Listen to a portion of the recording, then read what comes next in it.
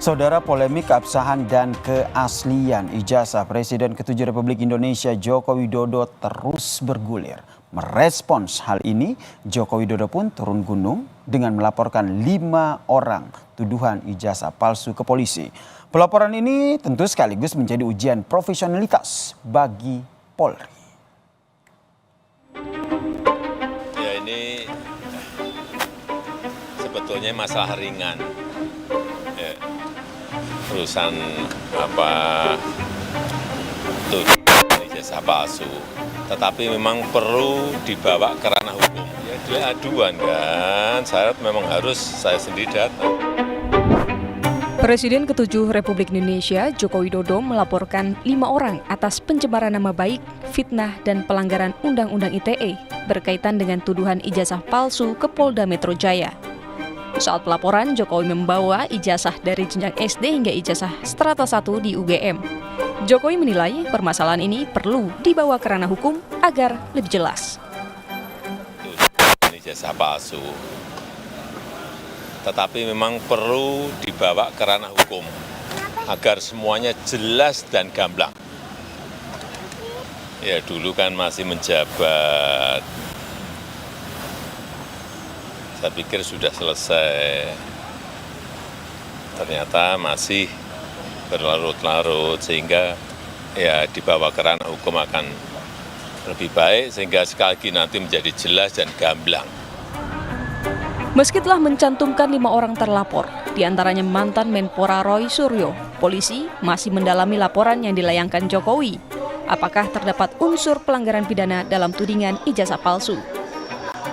Tahap pendalaman dalam rangka penyelidikan.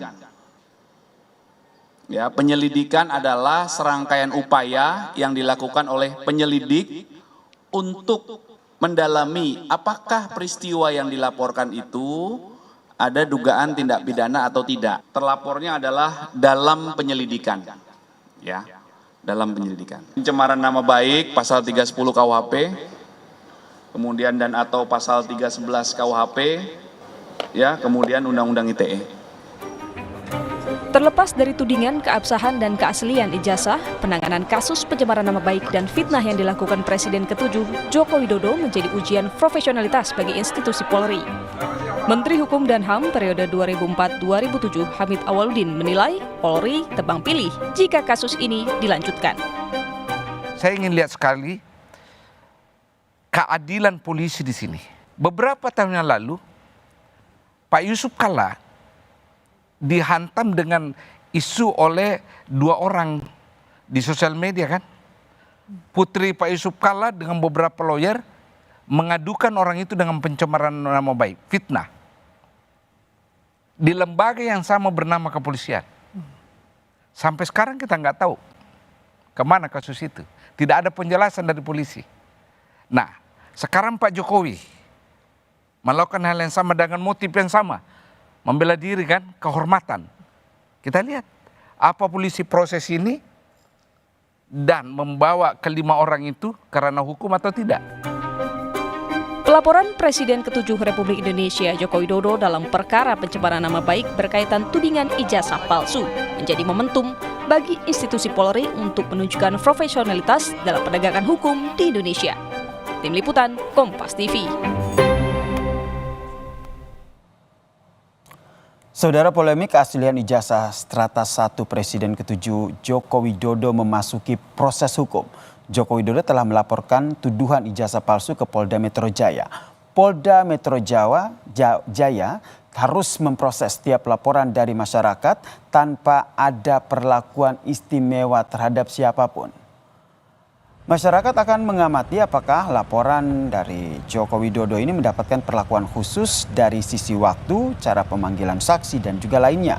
Sikap Joko Widodo melaporkan ke polisi soal tuduhan ijazah palsu harus diapresiasi. Kegaduhan polemik ijazah palsu terlalu lama berlangsung, saudara. Apapun hasil dari proses hukum soal tuduhan ijazah palsu Joko Widodo harus dihormati. Proses hukum di Polda Metro Jaya atas laporan Joko Widodo akan menjadi perhatian publik. Perlakuan secara profesional, transparan, dan juga akuntabel akan menjadi ujian kepolisian. Ini tentu sekaligus menjadi momentum untuk menunjukkan profesionalitas Polri dalam melayani masyarakat, termasuk menerima dan memproses dugaan perlakuan yang sama jika ada pihak yang melaporkan Presiden ke-7 Joko Widodo.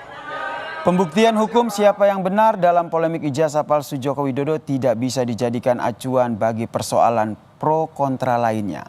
Semua kasus berdiri masing-masing dengan analogi hukum yang berbeda. Demikian catatan Kompas TV hari ini, kita jumpa lagi pekan depan.